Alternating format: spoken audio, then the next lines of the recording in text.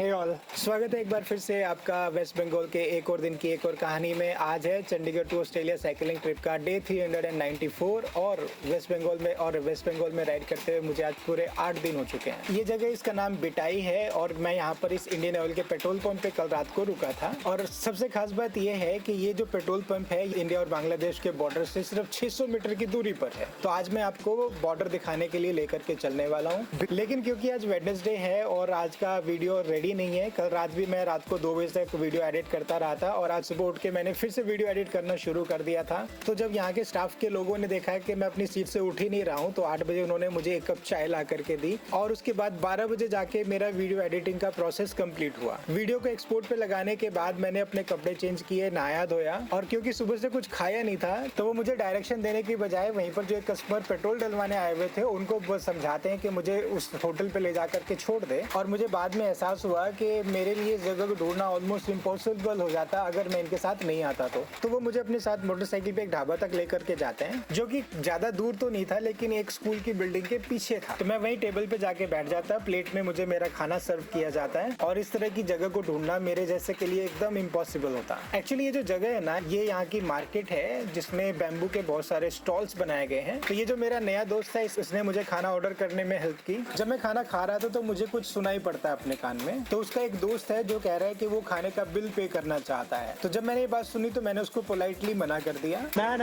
Payment नहीं करना, आपने खाने का पेमेंट नहीं करना, मैं करूँगा। आपने इतना सोचा उसके लिए थैंक यू। आपका नाम क्या है? विभास। और आपका? अमित। उनकी ये बातचीत बहुत ही अम्यूजिंग थी। रेड बुल खाओगे? रेड बुल नहीं, आप खाओ। रोज खाते हैं, नींद नहीं आता है ना। रोज नहीं, 1-2 दिन बाद में खाते हैं, बाद में। और पानी भी खाते हो गया? नहीं पानी नहीं खाता। पानी क्या करते हैं? नहीं, पानी पीते हैं। पीते हैं ना? हाँ। तो रेड बुल कैसे खाओगे? रेड बुल भी पीने के लिए होता है। लेकिन क्योंकि मैं बॉर्डर के आसपास की जो जिंदगी है उसको लेके थोड़ा क्यूरियस था तो मैं उनसे कुछ सवाल पूछना शुरू करता हूँ एंड ये मेरे साथ बहुत ही स्ट्रेंज और फैसिनेटिंग सी इंफॉर्मेशन शेयर करना शुरू करते हैं। क्या उधर के लोग इधर आ सकते हैं? नहीं आ सकते। वो उधर क्या है ना, बांग्लादेश के अंदर वो जो हमारा इधर जो BSF होता है उधर BJP होता है। BJP guard of Bangladesh. अच्छा। हमारा जो बॉर्डर है ना उसके उधर हमारे इधर का लोग रहता है। जो क्या ना, बॉर्डर देने के बाद उस लोगों का उधर ज़मीन उधर रह गया था, इसलिए वो लोग उधर रहता है। तो इधर वो लोग आ सकते हैं लेकिन बांग्लादेश का लोग इधर नहीं आ सकते। तो जिनके पास इधर का ID कार्ड है वो इधर आ सकेगा, खेती करने के लिए उधर जाएगा।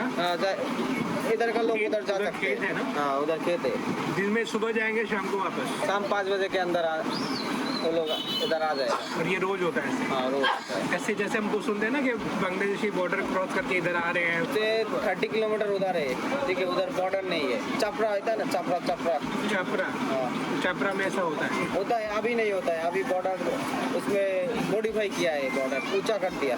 अभी उधर कुछ नहीं था, खेती था। उसका और उसके दोस्त का ये सिंपल सा जेस्चर मेरा दिल छू लेता है। भाई एक बात बोलूँ? हाँ। इधर का जो बिल हुआ ना मैं दे दूंगा।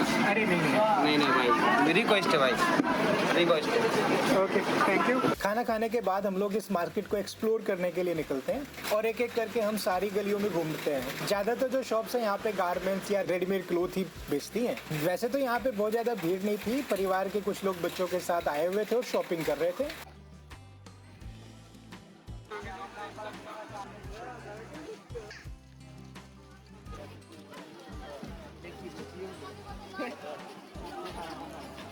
जर्नी टू द बॉर्डर 12:50 के आसपास मैंने उन सबको बाय किया और मैं पैदल चल के पहुंचा वापस पेट्रोल पंप पर। तो जिस भाई ने मेरी पहले हेल्प की थी उसने कहा कि वो बॉर्डर पे मैं उसके साथ चलूं, उसकी ड्यूटी 2 बजे खत्म हो जाएगी और उसके बाद हम दोनों साथ में चलेंगे। मैं फिर से अपने लैपटॉप खोल के बैठ गया वीडियो एडिट करने। ड्यूटी ऑफ करने में, कैश को डिपॉजिट कराने में उसको 3 बज गए और 3:30 बजे हम रेड स्कूटर के ऊपर निकले बॉर्डर देखने के लिए। जैसे मैंने आपको पहले बताया था कि जो बॉर्डर है वो यहाँ से 600 मीटर की दूरी पर है। वहाँ पहुँचने में हमें ज़्यादा वक्त नहीं लगा। छोटी छोटी गलियों को पार करके हम उस रोड पे पहुंचे जो कि बॉर्डर के एकदम साथ साथ चलती है। जो बॉर्डर की वॉल बनाई गई ना वो बहुत इंप्रेसिव है। उसकी हाइट जमीन से होगी करीब 15 फीट की और उसे कोई पार नहीं कर सकता क्योंकि उसके ऊपर पूरी कांटों वाली तार बिछाई गई है।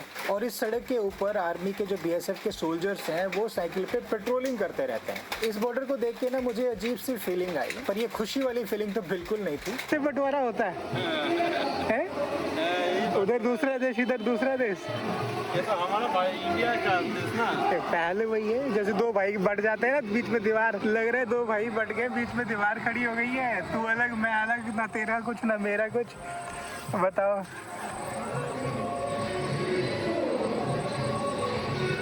सही है। मैंने वहीं खड़े होकर के जल्दी से कुछ फोटोग्राफ्स क्लिक करा ली इससे पहले कि BSF के सोल्जर मुझे वहाँ पे देख लें। आप अभी भी उस सोल्जर को साइकिल पे जाते हुए यहाँ से देख सकते हैं। मैंने फोटो वोटो तो खींच ली लेकिन बाद में जाके मुझे पता चला कि इस एरिया में फोटोग्राफी और वीडियोग्राफी टोटली प्रोहिबिटेड है। Life at the border. तो उस विंटेज पॉइंट पे खड़ा होकर के आप इंडिया की साइड भी देख सकते हो और बांग्लादेश की साइड भी देख सकते हो और दोनों एक ही जैसे तो दिखते हैं। दोनों में किसी भी तरह का फर्क कर पाना एकदम इम्पॉसिबल है। From this border onwards no man land start which is there in between of two borders. So this is the side of India and another side is Bangladesh. But people are there, their fields are there.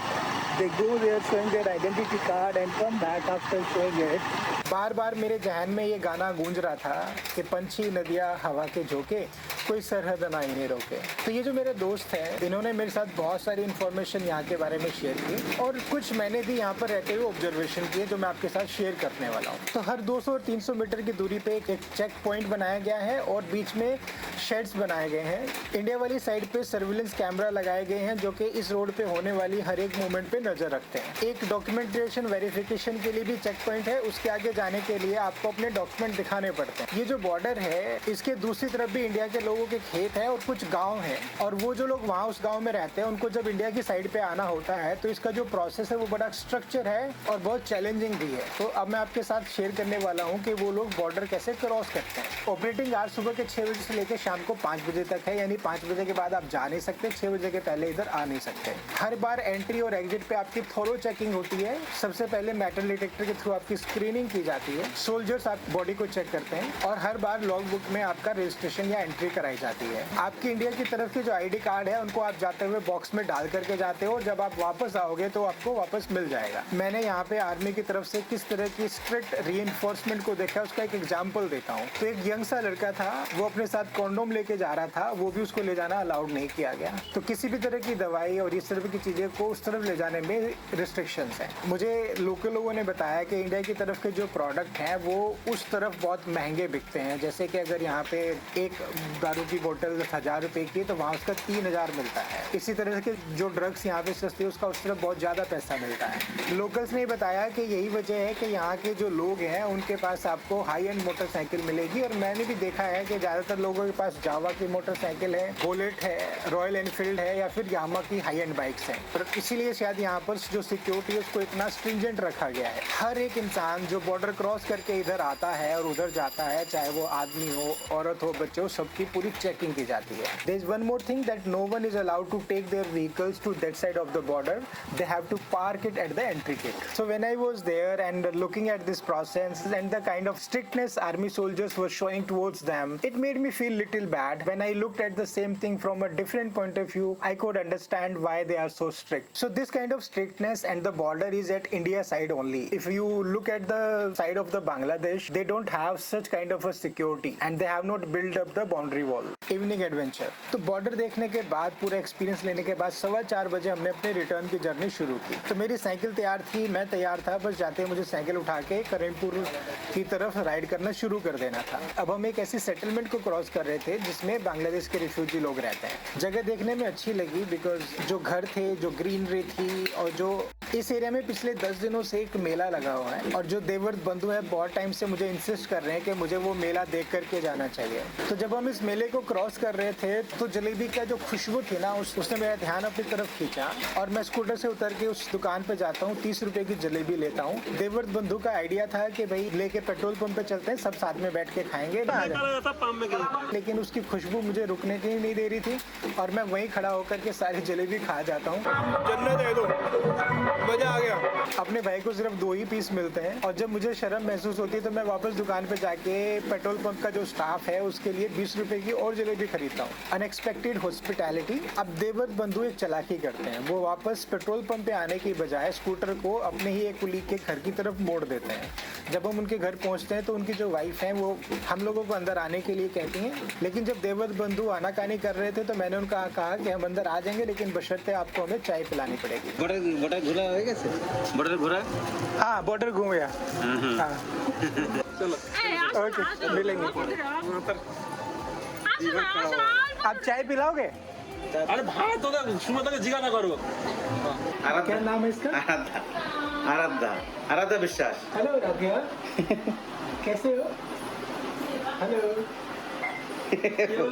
यहीं पर मुझे एक बड़ी interesting चीज पता लगती है कि ये जो स्मॉल सी शॉप्स हैं, स्टॉल है, यहाँ की भाषा में उसको मोदी शॉप कहा जाता है। इसको मोदी का दुकान बोलते हैं। बहुत टाइम से मैं एक सुई खरीदने की सोच रहा था। दाल, चाल, तेल। सुई मिलेगा? सुई, एक सुई चाहिए मेरे को। हाँ, सुई। सूच? बड़ा वाला सुई। तो मैंने जब उनसे पूछा कि क्या सुई आपके पास है तो वो मुझे वहाँ पर नहीं मिली। Bye bye bye. The final hours. तो शाम के 4:50 का टाइम हो गया था। अंधेरा घिर रहा था। जो मेला था उसकी जो डेकोरेटिव लाइट्स वो चमकने लगी थी। तो करीब 5 बजे जाकर के मैं पेट्रोल पंप पे पहुंचता हूँ और अब मैं डिसाइड करता हूँ कि आधे घंटे राइड करके कुछ होगा नहीं क्योंकि 5:30 बजे अंधेरा हो जाएगा। तो मुझे आज की अपनी ये राइड को पोस्टपोन कर देना चाहिए। अच्छा लगा, आपने घुमाया तो बहुत अच्छा लगा। एक बार अपना नाम बताइए सबको। हमारा नाम देवव्रत घोष। घोष बाबू। धन्यवाद। यादव मैं बिहार में यादव बोल रहे हैं नहीं? हाँ यादव बोलूं कि घोष बाबू? यादव घोष एक ही है, बिहार में यादव। अच्छा इधर घोष है। ओके तो घोष बाबू धन्यवाद। ठीक है, थैंक यू। काम से काम चालू करो। हाँ काम चालू करने के बाद 2-3 घंटा काम करो। अच्छा 5 बजे, अभी तक 5 बजे, हाँ अभी तक 8 बजे, 8:30 बजे का तो मेला घूमने जाएगा। अच्छा मेला देखने चलेंगे? हाँ, मेला क्या देखने बात है, आज तो आपके नाम हो गया दिन मेरा पूरा। ठीक है बहुत मजा आएगा, बहुत मस्ती करेगा। चलो बढ़िया। काफी दिनों से मैं मॉस्किटो क्रीम ढूंढ रहा था, बहुत मेहनत के बाद जाके मुझे मिलती है। और यहाँ पे एक बड़ा फनी सा इंसिडेंट होता है। तो मैं और देवव्रत बंधु डिसाइड करते हैं कि हम 8 बजे मेला देखने जाएंगे। मैं अपने लैपटॉप पे बैठ करके काम कर रहा था। कोई एक नया स्टाफ मेंबर आता है और पूछता है कि वीडियो बन गया। मैंने कहा नहीं, ये तो अनएंडिंग सा काम है, ये कभी खत्म नहीं होता, मैं तो वीडियो बना रहा हूँ। इस चक्कर में 9:30 बज जाते हैं। वो नया स्टाफ मेंबर 1-2 बार मेरे पास आया, देखा कि मैं क्या कर रहा हूँ और चला गया। और मैं ढूंढ रहा था कि देवव्रत बंधु है कहाँ। मुझे 8 बजे का जाने का कह करके 9 बजा दिए, 9:30 बजा दिए। हम मेला देखने कब जाएंगे? तो जब ये स्टाफ मेंबर एक बार फिर से मेरे पास आते हैं तो मैं उनको बोलता हूँ कि देवव्रत कहाँ पर है, हम लोगों को मेला देखने जाना था। तो ये कहता है मैं ही तो देवव्रत हूँ। जब मैं उसको देखता हूँ तो उसका लुक एकदम बदल ही गया था। आप देखो, सुबह का देवव्रत बंधु और शाम का देवव्रत बंधु, कितना फर्क है। आप पहचान पा रहे हो, ये वही है जो दोपहर को मेरे साथ थे। तो अभी कंफ्यूजन हुआ है। मैं इनको ढूंढ रहा हूँ कि कहाँ गए हैं और ये मेरे आसपास घूम रहे हैं और मैं इनको पहचान नहीं रहा हूँ। अब 9:50 पे हम जा रहे हैं। उनको पहचान न पाने की वजह से मुझे बड़ी शर्मिंदगी महसूस हुई। The village fair. तो 9:50 पर हम दोनों पैदल चल के मेले में पहुंचते हैं। अभी भी मेला पूरी रवानी पे था। बहुत सारे फूड स्टॉल्स लगे हुए थे। लोकल लोग बहुत सारी अलग अलग तरह की खाने की चीजों का आनंद ले रहे थे। और जाके हमने स्टार्ट किया था एग पराठा रोल से। इस मेले में सब कुछ था, चिप्स थे, पुचका था, जलेबी थी, ऑमलेट, शेक्स और बहुत सारे स्टॉल्स जिस पर कपड़े और टॉय बेचे जा रहे थे। एक स्टेज भी लगाया गया था जहाँ पर दुर्गा पूजा के ओकेजन पे एक धार्मिक प्रोग्राम चल रहा था और एक सिंगर थे जो भजन गा रहे थे। लोग सामने पंडाल में बैठे हुए थे और जो माहौल था बड़ा वाइब्रेंट लग रहा था। सबके सब लोग या तो खाने में या फिर शॉपिंग करने में बिजी थे। वेंडर मुझे वहाँ खड़ा हुआ नजर आता है जिसके जिनके पास से कोई कुछ खरीद नहीं रहा था, और उनकी मदद करने के लिए मैं जा करके उनसे 2 खाने की चीजें मांगता और उसके 20 रुपए पे करता हूँ। आपको जान के हैरानी हो जाएगी कि ये जो चीज थी ना, ये बहुत ही टेस्टी थी, और जो एग रोल थे ना, उसकी प्रेजेंटेशन तो शानदार थी, बनाने का तरीका बहुत अच्छा था, लेकिन टेस्ट उतना अच्छा नहीं था, और शायद जो सॉस वो यूज कर रहे थे ये उसकी वजह से था। हम एक स्टॉल पे और जाते हैं, वहाँ पर ऑमलेट ऑर्डर करते हैं, और यहीं पे हमारी मुलाकात पेट्रोल पंप के एक और स्टाफ मेंबर से होती है जिनका नाम रफीक है। मुझे वहाँ खड़े होके क्राउड को ऑब्जर्व करने में बड़ा मजा आ रहा था। अब मैंने एक बूढ़ी औरत को देखा जो चल करके मूंगफली के स्टॉल पे जाती है और निगोशिएट करती है उसका रेट कम करवाने के लिए, और उसकी गोद में एक छोटा बच्चा था। सच कहूँ तो ये एवरीडे के बड़े टचिंग से सीन्स थे। जब सारा मेला देखने के बाद हम वापस जाने लगते हैं तो जाने के पहले मैं एक ग्लास मिल्क शेक का ट्राई करता हूँ, जो कि उतना इम्प्रेसिव नहीं लगा मुझे। लेकिन इस तरह से जाकर के हमारा आज का दिन पूरा हुआ और हम वापस पेट्रोल पंप पर पहुंच गए। आज का मेरा टोटल खर्चा है, लंच और जो चाय पी वो बिल मुझे नहीं देना पड़ा था। जलेबी 50 रुपए की थी, एग रोल 80 रुपए के थे, वेंडर से जो स्नैक लिया था हमने जो कि बड़ा टेस्टी था 20 रुपए का था, मिल्क शेक 20 रुपए का था, फुचका के 40 रुपए खर्च हुए, और इस तरह से टोटल हुआ 210 रुपए का। अगर आपको इस तरह की मेरी कहानियां अराउंड द वर्ल्ड साइकिलिंग करने की पसंद आती है तो मेरा जो चैनल है साइकिलिंग बीस्ट उसको सब्सक्राइब कर लीजिए और बेल आइकन भी दबा दीजिए ताकि मेरी जो वीडियो है उसका नोटिफिकेशन आपको सबसे पहले मिल जाए। आज की कहानी में इतना ही है, अपना ध्यान रखिएगा। अब हम मिलेंगे एक और नई कहानी के साथ बहुत जल्दी। Bye bye. किस तरह से हाईवे पे चलते चलते जब मैं बड़ा मोनोटोनस सा फील कर रहा था तो मैंने एक्साइटिंग सी विलेज की रोड ले ली थी। कैसे थे व्यू विलेज रोड के दोनों तरफ, किस तरह से मैं स्ट्रगल करके रात को रहने की जगह ढूंढ पाया था, ये बहुत ही एडवेंचरस और एक्साइटिंग सी स्टोरी है। इसका लिंक मैं यहाँ पर ऊपर की तरफ आपको दूंगा, तो इस वीडियो के बाद जाकर के उसको जरूर देखना। और जिन जिन लोगों ने मुझे मदद की है इस जर्नी पे उनके नाम मैं यहाँ पर दे रहा हूँ, एक बार पढ़ लीजिएगा। टुमारो। Bye bye.